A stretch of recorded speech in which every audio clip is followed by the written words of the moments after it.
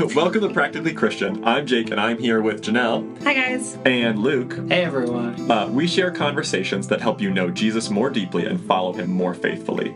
The truth is that no one has arrived at Christ-likeness. To grow in that direction, we believe you need authentic relationships and biblical theology applied to your everyday life. We hope that you are encouraged to grow and to live out the biblical truths that we discuss in this episode. So let's get practical and dive into a conversation about film and faith.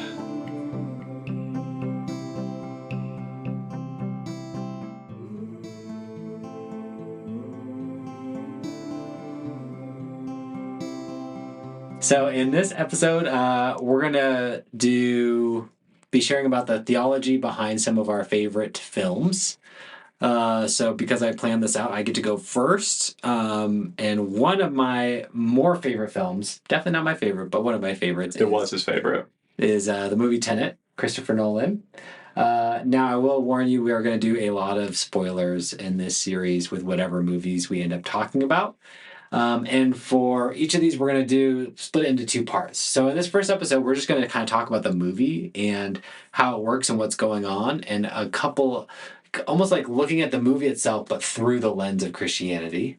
And then in the second series, we're going to use it as a jumping off point to talk about some interesting theological topics.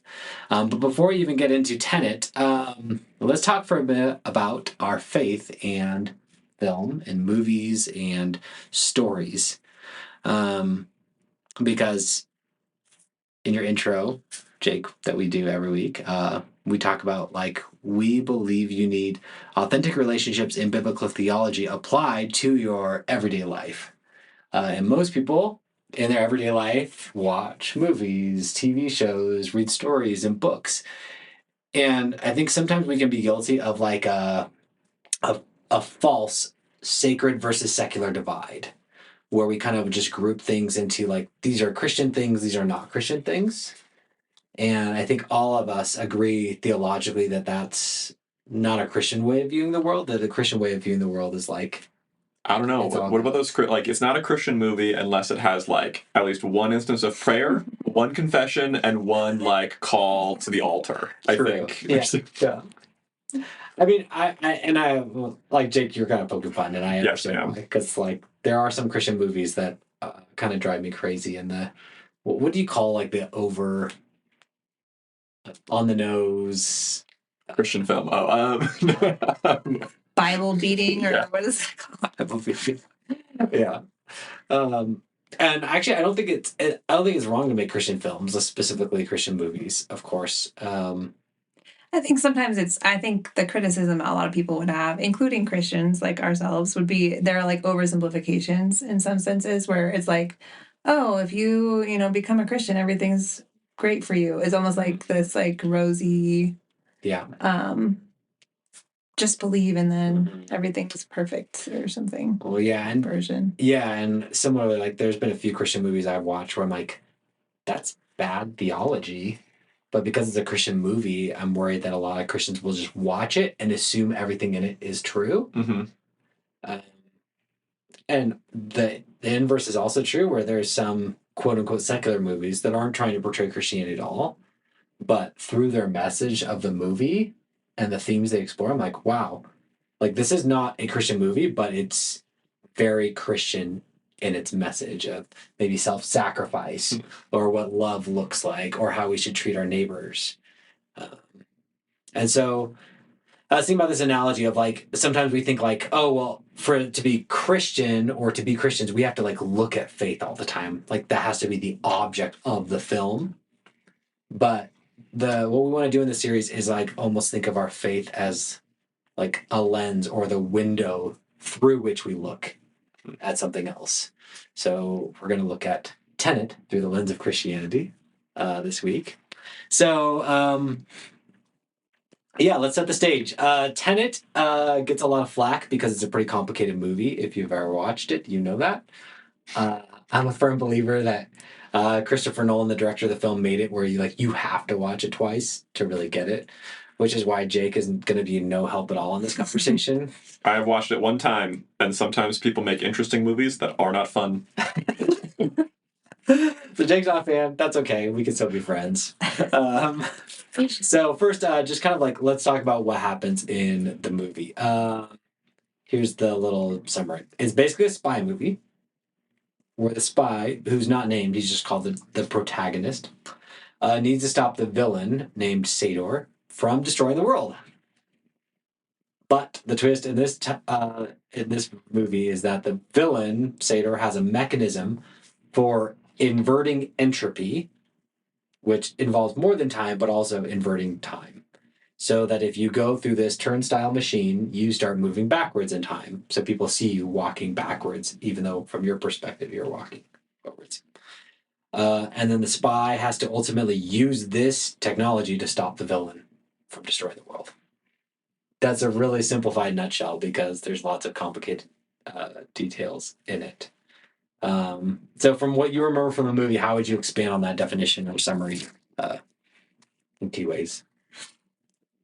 I mean, I don't know if it's just me, but I think what's interesting about most movies is like the drama elements of the personal relationships. And I think one of the most compelling personal relationships is the protagonist and what's her name? Kat. Kat. Mm-hmm. So Kat is essentially the bad villain Sador's wife, but she is against him, and she ends up helping the protagonist with the solution to the movie. So it's kind of following her. She has a son, and the bad guy uses the son to kind of manipulate her and to keep her cowed, even though she's wealthy and has all of these luxuries.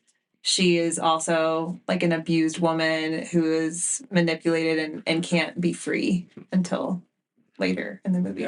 Yeah. I think this kind of goes at this is like it's interesting because I have trouble with time travel movies partly because I don't think they make a lot of sense, but I think they did a decent job at trying to like explain some of the things that normally don't make sense away. So like I think it's the grandfather paradox, where it's the question is like if you shoot your own grandfather, what happens? Because if you go back in time, shoot your own grandfather before your dad is born, then can you actually do that? And so they kind of like approach it as like, no, you can't do anything that would prevent you from being where you are. Yeah. There's a little bit of like a determinist kind of aspect to it. Yeah, their refrain is what's happened, happened. Yes. And so you can't, like, it kind of gets rid of some of the wonky stuff of time travel, which I think is nice. Yeah. So to understand the movie more in depth, or maybe your second viewing that you'll be inspired to do after this podcast, maybe, possibly. So the key to the movie is found in like the final battle, which gets a little confusing because there's people moving forwards and backwards simultaneously in this final showdown, the climax of the movie.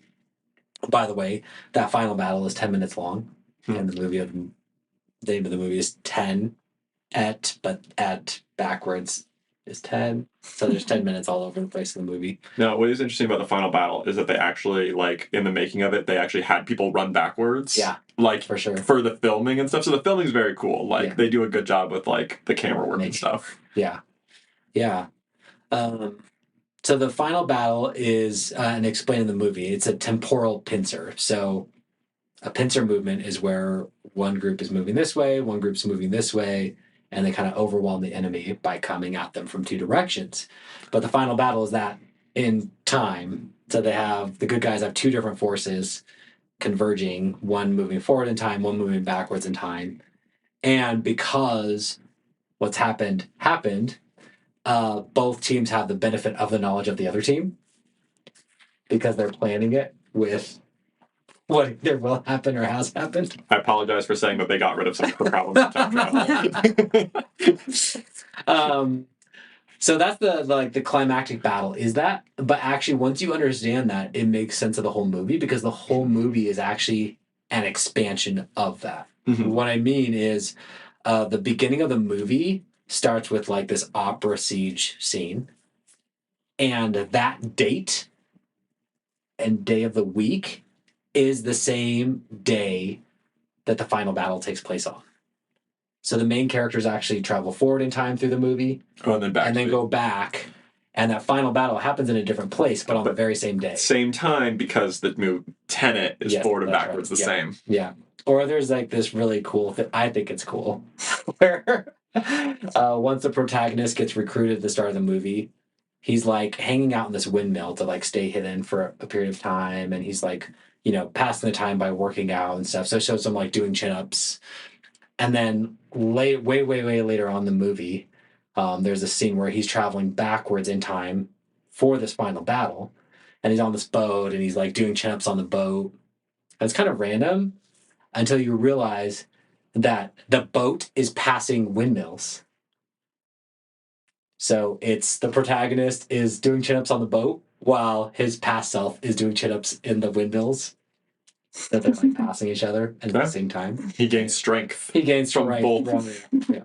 Both workouts. So if you're for the movie, like, do you do a chin up in reverse if you're going back in time? Like, is it harder to go down and easy to go up? I think actually if you film a chin up and then reverse it, I think you're good to go, basically. No, but like for like the way the movie works, like, is it like harder? Is it like hard to go down, or is it hard to go up when you're going backwards in time? I don't think gravity is affected by the temporal shift. Okay.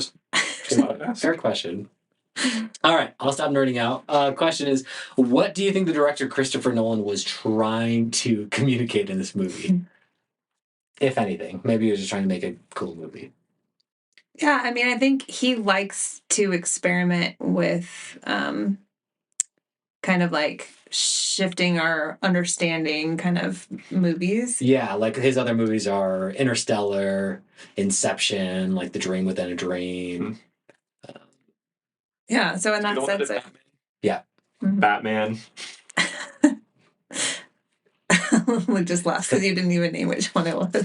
Isn't it all of them? It's like okay. The Batman trilogy he did. Yeah, the ones in like the 90s and stuff are fake Batman compared to the Christopher Nolan Batmans. Like, those are the real Batmans. Sorry. I agree. No, I totally agree. Those are Batmans. But he likes to play with time and perception of reality. Yeah, and even like what dynamics of power could be at play that are different than what you would conventionally think of. Mm-hmm. So I don't know, it fit that bill as far as his interests. Yeah. Mm-hmm. Bending reality. Yeah, I think there's also like a level. Well, there's like two different things. Of number one, I think yes, he likes like experimenting with those ideas, and also kind of like in a helpful way experimenting with what's like with tropes, but kind of looking underneath the trope a little bit. So like even in Batman, we see a superhero who deals with more personal problems than I think any time before that, really. Like maybe the original Spider-Man, like from like 2003 or whatever, like had some of that, but like we see a Batman who's not like a perfect superhero kind of person. Yeah. And we have a lot of superhero movies that follow that kind of deal with that a little bit more, but he's kind of like originating a little bit of that. And then also I think he just likes playing with like what can you do with film, which is something I respect, because there's not that many like good movies that come out that actually like use the medium really well. Mm-hmm. Whereas like he does a good job of being like, we have cameras, what can we make happen with those cameras and stuff.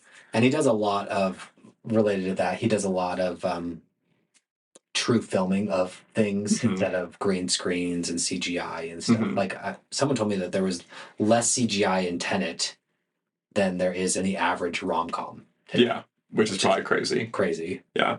Yeah. You say so. Your question was like, what do you think the point of the movie was, or what do you think he was trying to communicate or portray?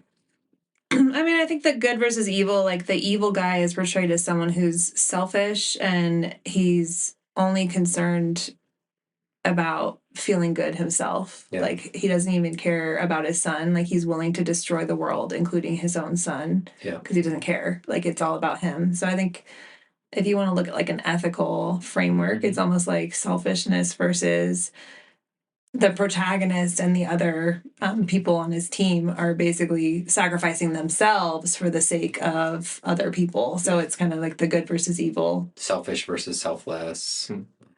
Yeah, I think maybe like a moral tagline kind of going in is what you said earlier, the what's happened. and that the entire movie, all of the problems originate from people wanting to go back to things that have and change what has already happened. Mhm. And it's in some sense, it's like, no, there's nothing good that can come out of Yeah. going back and trying to change things.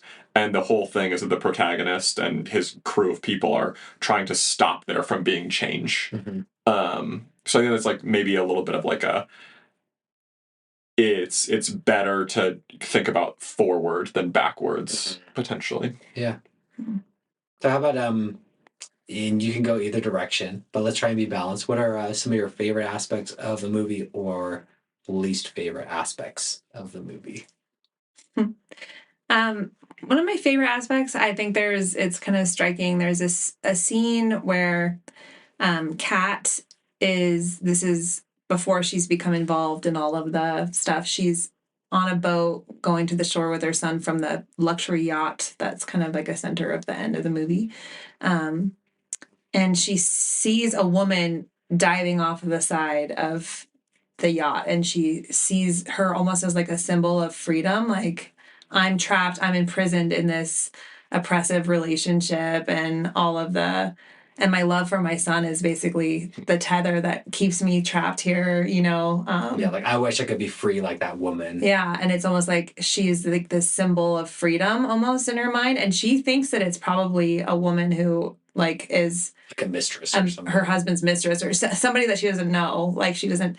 But then later in the movie, you find out that's her, diving off the side as she is finished with her mission, and she is the free one. But I think that image of like, oh, if only I could be like her, and then she becomes that person that she wishes she could be. I thought that was like a cool connection. Cool. Yeah.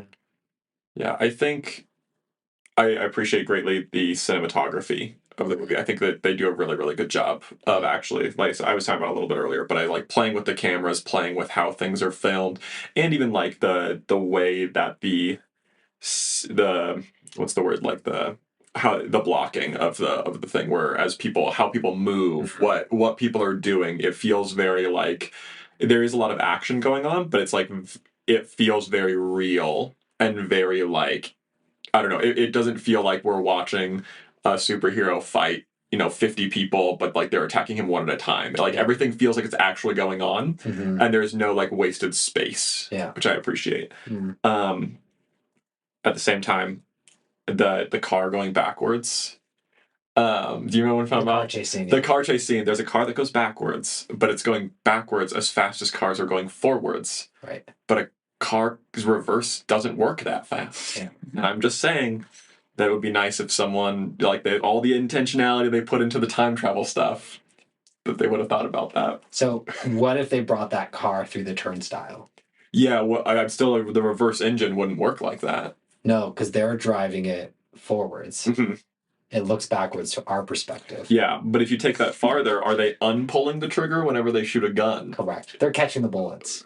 They have a line in there. They do. You're not shooting it, you're catching it. And actually, I agree. It just breaks down to certain things. That's not how that works. Yeah, the problem is like the people stuff all makes sense, actually. Yeah. A lot of it makes sense, but the mechanistic things that you take backwards, it feels like at some point there's like a breakdown. I mean, it brings up the cause and effect. Yeah. They even talk about that. Yeah, they talk about it, but it doesn't work. They Star Trek wave it. They're like, I'm gonna fix the motor. Beep boop boop. And then yeah, but I feel like I mean, it does bring up the cause and effect. I think oftentimes in our regular lives we don't think about that as such an essential aspect of how the world works. And it brought up to me a little bit like which argument? What's the name of the argument? The first cause. Oh, yeah. The God is the first. God is, it's almost like everything that exists because it has a cause. And the cosmological argument. Yeah. Everything that began to exist. Everything that began to exist has a reason for beginning to exist. God did not begin to exist. Thus, he has to be the only reason for everything else that exists. Well, the way I've heard it is everything that begins to exist has a cause. Yeah. The universe began to exist, therefore the universe has a cause outside of it. Yeah. The best explanation is a God who's powerful enough to create universes. Yeah. So my favorite, one of my favorite aspects of the film is actually one of my least favorite aspects of the film as well, which is the dialogue. Back and forth. There's certain lines of dialogue, like Janelle, you were referencing Kat. If you watch the film and this initial conversation between the protagonist and Kat, they're at like this restaurant talking, and it's actually like a flashback that you're seeing when she sees someone jumping off the boat, and she's like narrating, like, I'm jealous of that woman because she's so free.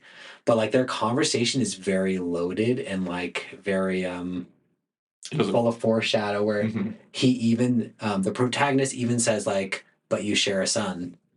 And the first time you watch it, you think he's saying, you and Seder share a son. But you could actually also construe it as you and this woman you saw jumping off the boat share a son. Like it's said in that context, like, but you share a son. And so it's like this like really interesting loaded dialogue. Some of the dialogue later between the protagonist and Neil is very similarly loaded, where like there's multiple meanings going on. So like having rewatched the film a couple times with that in mind, it's like, wow, that was really well written, like really loaded. At the same time, there's a couple lines of dialogue that are just silly and badly done. That try to do that but don't succeed. Yeah, or are actually just confusing. Like there's a conversation early on where he's like talking to this British intelligence guy who's trying to tell him about Seder, and it's just a very confusing conversation where it's like he talks about Seder emerging from this place, Dalsk 12, but he talks about it as if it happened 2 weeks ago because it's interwoven with a conversation about an explosion that happened there 2 weeks ago. But it's like, actually, when you learn the whole story and like he's talking about 20 years ago, Seder came from this place, but it's just a confusing conversation. Or like a lot of people have complained about the fact that like I think you have to watch it with subtitles on because the dialogue can be so difficult to understand. That's true. They do mumble and they do not do a good job of mixing the background sounds with you're like, oh, I want to hear this conversation. And you're like, wow, I feel like I'm eavesdropping while explosions taking place like outside. Like I'm trying to eavesdrop on these people while a terrorist attack. It's like, well, I don't know if you guys ever watch pitch meetings. Well, actually, I know you do because we watch them together.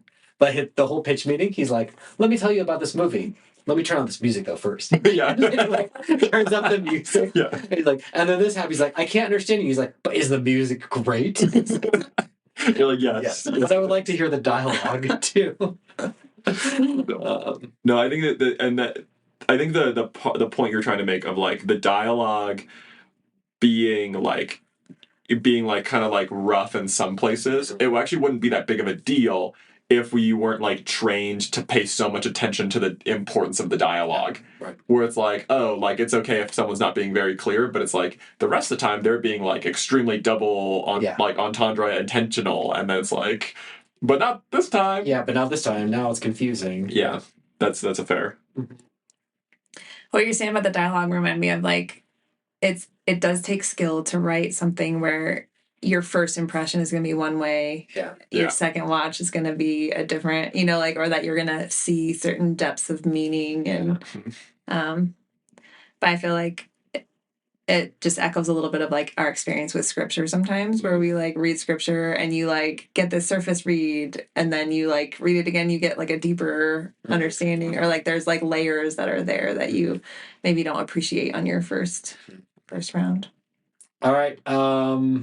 Quick poll. What do you think of the fan theory that Neil, the protagonist, like main partner, not in crime but in good? There's a common theory that says Neil is actually a grown-up Maximilian. Maximilian is Kat's son. So the protagonist helps rescue them from evil Seder. Yeah, what do you think? Yay? Nay? Not sure. I think it's likely that it was implied because if you Maximilian, the last letters, if you spell it a certain way, are Neil spelled backwards. Which is not how you normally spell Maximilian. Yeah. Which in the movie, it's not like they have his like name written anywhere, so that's like an interpretation, even just the spelling of it. But is it in the Oh, like Is in the spelling in the credits? I never checked I that. should check it. Because I bet you that if people say it, then it's definitely in the credits like I that. bet it is. I have not checked that. That's a good call. I'll check that. Maybe I can check it before we record our next one. What do you think, Jake? Yay, nay? I think it's I'm gonna a tentative yay with maybe the same frustration that you have with the dialogue sometimes not fulfilling. So like Sure. there's stuff like, and I'm gonna be honest, I watched some stuff about this to get some thoughts. Is that like Robert Pattinson, like the main character, like dyes his hair so it's the same color, and then they have I visit the kid like talks with the same act, like they make sure they speak with the same accent even though one of them's American and one of them's British in real life. The issue is there's like a little bit of like a time distortion problem where like the timelines don't exactly add up and there's like 10 missing years Yeah. essentially Like where if Neil was Maximilian. Neil's too old by about 10 years. And so there's all these theories about like how the age works out. And so my guess is that it probably is true, and if it's supposed to be true, I wish they would have put more thought into it to make it. So I all the don't way agree about the age, because Yeah. if you, let's say Neil's growing up and Yeah. then he's going like this for a while, he's getting older, Yeah. and that's infinitely possible Yeah. to go back and Agreed. forth, like forward and back, and then that 10 years can be accommodated. And I agree, but if they're going, this is what it's like. If they're doing so much work to like spell the name in the credits a different way, and like and like dye the hair, like make it so that like all the little things are working together, and there's mentions in the movie that at first don't seem like they actually matter that much, and then do kind of like help different theories along and different stuff along, that they would have like just thrown in there, like even at the end when it's like we have time to work, like it's like what's the end line? It's he says, this is the beginning of our adventures for you, but the end of them for me. It's like that's a just beautiful friendship. at some point just be like, we have 10 years to work together, or like just add something anywhere that would like make that more concrete, because everything in the movie seems like it's aimed towards that. Yeah. It just feels a little sloppy. Yeah, that makes sense. So one of the things that I thought, there's several pieces of evidence that I find pretty convincing for this theory. But going back to like the loaded dialogue, at least done well, is the first time the protagonist meets Neil. Number one, it's a pretty extended conversation. And the protagonist is meeting this guy, like he doesn't know anything about Neil. He's got like a CIA friend who puts them together because he needs to break into like an arms dealer's house. And so he's like, oh, this guy, I'll connect you with an agent. So this is like the protagonist knowing nothing about Neil, whereas Neil has known the protagonist for a long time in the future. But there's a couple things that come up in that conversation. One, the protagonist is like, hey, we gotta break into this place. Like it'll take 10 minutes tops. And he's like, Neil's answer, first of all, is it's not getting in. That's a problem. It's getting out alive, which kind of foreshadows the end of the movie. But then, like randomly, he's like, would you take a woman? Would you take a child hostage? A woman? And then they like move on in the conversation. But it's like, there's no child in this arms dealer's home to take hostage. Yeah. But if you think about a child and a woman, it's like referencing Kat and her son. Of like, are you the kind of person who's just going to use people? Yeah. Or are you going to like try and stop any collateral damage from happening as we work through this? And it's like probably like a reference to himself and to his mom. Yeah. And see that's why I'm saying like it feels like they're so intentional about things like that. Yeah. That you would add one like 10-year thing. Yeah. We have 10 years of bouncing back and forth. Like I don't know, like something. You could do it. So one of the things I've noticed in a lot of movies, films, TV shows is a death and resurrection theme. So first of all, like name some examples, because you guys know what I'm talking about. We've talked about this before, just personally in movies, themes. Like throw out a different movie where you see like death and resurrection coming up as a theme. Well, my mind just went blank, so you're gonna have to do it.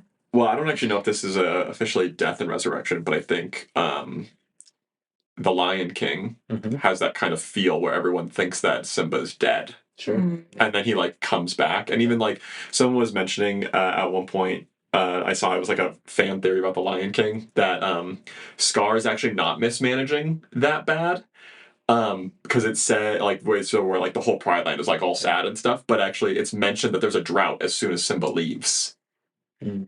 And it's like, yes, Scar's probably not great, but there's a drought, which is why all the food is gone. And then Simba comes back, and it starts raining Yeah. immediately during the battle that they have. And so it's kind of like that, like the death, including death of everything, Land, yeah. and then life when he returns. Yeah. I was thinking about Star Trek.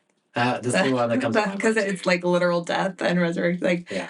they have this It's in the extract. second one, the Khan one, right? Yeah. Yeah. Yeah, where he has to basically go into the reactor room to Mhm. fix it, to align it. So they can travel. align it so that they can keep traveling, but that's like sacrificing your life because you're exposing yourself to Radiation. fatal levels of radiation, and then he dies, and then he gets this extract thing that like makes him come back alive. Yeah, and it's not always like a literal death and literal resurrection. I think there's a lot of movies where the person like dies to something important or leaves either Mhm. literally or figuratively and then comes back, or people think they're dead. Mhm. And they're Or not. I think coming of age stories is kind of like the death of your Yeah. childhood and the Yeah. Mhm. and the start of a new life. Yeah. Yeah, I've seen it in a lot of, especially action movies. It seems like it's a common thing where either they die, like the classic thing, like Janelle and I just make fun of it every time in a movie. Like it's like, oh no, they're dead. Start doing CPR. And we're like, I think they're dead. They're just gonna end the movie here. Because of course they don't, right? Like it's like, and they always do like the long, like 3 minute long, like silence, like, Yeah. and then they're like, Now I did. Okay, I read a book at one point that played. It's a Chinese book called Decoded. Have you ever read it? Your mom made me read it in class. No, I didn't. It is. It's so funny because it like almost is like an Asian version of like pranking, because at like page 100, the main character dies, and you think they're gonna come back in some ways. And it's like, no, the new main character is her son, and it just goes. And you're like, I was connected to this character because I assumed expecting something the character you start with is the character you end with. Yeah. The protagonist. Yeah. Yeah. Yeah.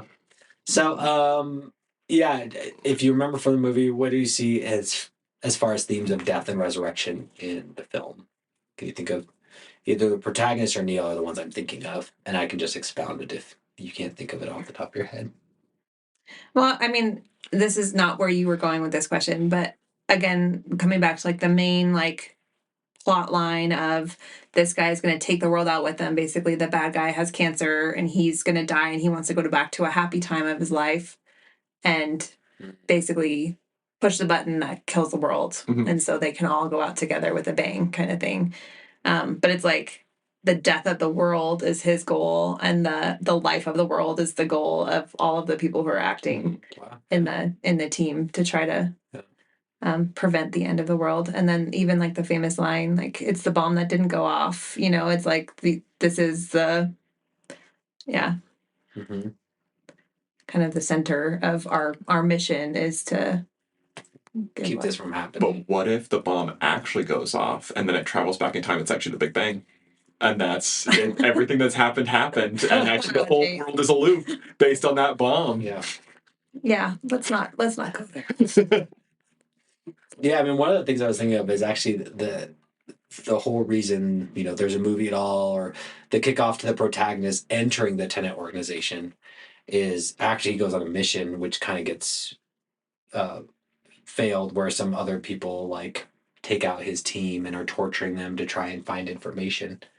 And he takes what he thinks is cyanide to end the torture, and he doesn't give up anyone on his team. Mhm. Like he'd rather die than betray his teammates or give the bad guys any information. And it turns out later that the cyanide is a fake. It just makes you fall unconscious for a while. And that's how the Tenet organization recruits people. Is like, we know, and now you know, that you would be willing to die And so would everyone else. for what's right. Mhm. And so we can trust you to be a part of this organization. So that's like a death and resurrection thing. Like, Mhm. You have to die to get on the team. yeah. Which is like, in some ways, is like sort of like, I mean, it's not totally like baptism, but that's what the symbolism of baptism is supposed to be, like dying to your old life and being willing to give up your old life, Mhm. rise to a new life. The even bigger one in my mind is the closing scene with Neil, where I think in some ways Neil is the bigger hero in the story than the protagonist is. I don't know how much you guys remember the closing battle, but Neil actually gets his storyline gets really complicated in that closing battle because he goes forward and backwards just like several times in the same battle. But basically, like the protagonist and his helper Ives are like stuck. There's like a locked door that they can't get past, Hmm. and then this guy like moving backwards through time like gets up, unlocks the door, and jumps in front of a gun that's going off. Mhm. That would have hit the protagonist and then dies from that. And then like the protagonist and them talking and they're like, someone's got to go down there and like we don't know who that was, this mystery person who Mm. unlocked the door. And then in the conversation they're like, the best lock picker we know is Neil. And Neil's like, yeah, I think that was me. And like, so I'm gonna go back in time and finish the mission. And like he knows he's going And to put on Kevlar this time. Yeah. What do He got, you mean? he got shot in the face. Put on a helmet. Like I'm just saying, like what He was wearing the helmet. What's happened, It's happened, Jake. So he's got to go back and pick. But like I think it's like his story arc is like Mhm. I know I'm gonna go to my death. Mhm. Like it's 100% sure, and he goes for it. So that's a death and death, not a death and resurrection thing. True. A chosen sacrifice. Yeah. Chosen sacrifice for the And he's resurrected because it's like this whole thing is so that his child self can live. It's like a phoenix rising from the ashes. No, and I know like this has not been really a biblical investigation in any way, but I do think the stories that resonate with us, or when even part of a story resonates with us, it almost always does so because it's getting at something that's inherently true. And I don't know, like I think the gospel story and the good news about Jesus and a loving creator God and um, love and sacrifice are like I think just really deep within us. Mhm. And so when things resonate, they do so because they communicate that in some way. And so part of this is like the hope and practice and training for all of us to like when we watch things to watch them through the lens of our faith and to see death and resurrection and to even like in some ways like praise that and lift that up of like wow that's really cool that Neil was willing to die for the protagonist and save the world. Jesus did it even bigger. Like where I think sometimes it can even deepen your appreciation for Mhm. The sacrifice of Jesus, the goodness of his resurrection. So yeah, so that's Tenet Part 1. So now you understand the movie completely, which is great. Because in our next podcast, we'll be kind of just using this as a jumping off point to play with some ideas about like God's foreknowledge and the secrecy of salvation, and if there's things that don't happen in the world because God kept them from happening. So we'll have fun with that. Before we close this one, I think you had a good question as we talk about faith in film. What was the first movie you guys ever saw in theaters? The first one I ever saw was The Little Mermaid. Wow. That's how old I am, guys. It's like a Disney classic movie now. I was like, I think around 6 years old at the time, and it was Thanksgiving. And in my family, we would get together with my cousins, like halfway between where each of us lived, and like rent a condo basically. And so it was my first ever movie, and I remember being super obsessed with it. It was an epic experience. Do you remember? No. No, I have no idea. I think the first movie I remember seeing was when I was like 14. And I'm going to guess that that wasn't my first movie that I've ever seen. What was the one when you were 14? Oh, well, and I don't even know if the age is right. The first movie I remember seeing in the theaters is Kung Fu Panda, Nice. and that definitely was not the first movie I ever saw, but it's a good movie. It's a good movie. The first movie I saw in theater was Home Alone. I remember going with my family, and it was around Christmas time. I think it was a Christmas release because it's like a Christmas movie. Yeah, I remember like being very confused about what was happening. They were like, "We're gonna go see a movie." I'm like, "We do that at home." Like, I don't understand. Why would we do that? Like, and I remember even like walking, like my hand being held through the parking lot, like walking to the theater and be like, what is happening? Like, where What is this movie that you speak of? Yeah. That's funny. I didn't have like a mental category for Well, it. I remember tugging my hair because that's in the movie with Little Mermaid. She like tugs her hair when she's thinking, and I like tried to pick up that habit, Nice. but it didn't work. Apparently, I don't need to pull my hair when I think. Okay, first one I remember is not Kung Fu Panda, it's Hidalgo when I was 9. Hidalgo. That's also definitely not the first movie I saw, but it's definitely the first one I remember. Nice. So what we've learned is don't spend too much money on small children going to the movie theater. Just kidding, because they won't remember it. They won't. It's true. If they have Jake's personality. Apparently. Well, let me close this in prayer. God, I thank you for the gift that stories are, whether that's filmed, TV shows, books. I thank you for the gift of stories that can capture our imaginations and even our hearts. And I thank you that you've written the truth so deeply on our hearts, the things that really excite us and move us. I think do so because of you, Jesus, and because of your gift of life, your unwillingness to leave us broken, and your willingness to do whatever it took to make us right with you again, which was your life, death, and resurrection.